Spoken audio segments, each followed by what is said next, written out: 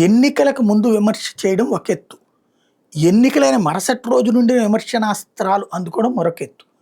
జగన్మోహన్ రెడ్డి ఎన్నికలకు ముందు సిద్ధం సభలప్పుడే తెలుగుదేశం పార్టీ మీద తీవ్రస్థాయిలో విరుచుకుపడింది.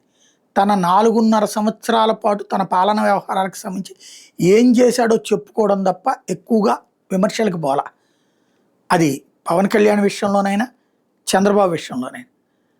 అది తప్పయింది. అందువల్లనే జగన్మోహన్ రెడ్డి నష్టపోయాడు. మనం ప్రొజెక్ట్ చేసుకోగలిగాం అన్నది బాబు గారి ఆలోచనలాగా ఉంది. అందుకే గెలిచిన మరుసటి రోజు నుంచి నెక్స్ట్ ఎలక్షన్స్లో మళ్ళీ గెలవడం కోసం నిరంతరం ఒక మాట పదే పదే మాట్లాడుతూ ఉంటే ప్రజల్లో అది అంతర్లీనంగా ఫిక్స్ అయిపోతుంది అన్నటువంటి ఒక వ్యూహాత్మకమైనటువంటి పోటే పొడుస్తున్నారు.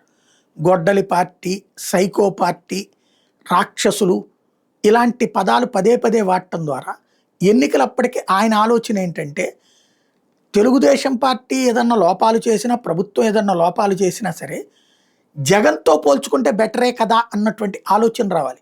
మీరు సోషల్ మీడియాలో పోస్టుల్లో చూసినా, వాళ్ళు మాటలు చూసినా, విమర్శలు చూసినా అయ్యే కనబడుతున్నాయి. అంటే చంద్రబాబు బెటరు జగన్తో అన్నటువంటి ఒక ఫీలింగ్, బాబు కొడుకు బెటరు అన్నటువంటి ఫీలింగ్.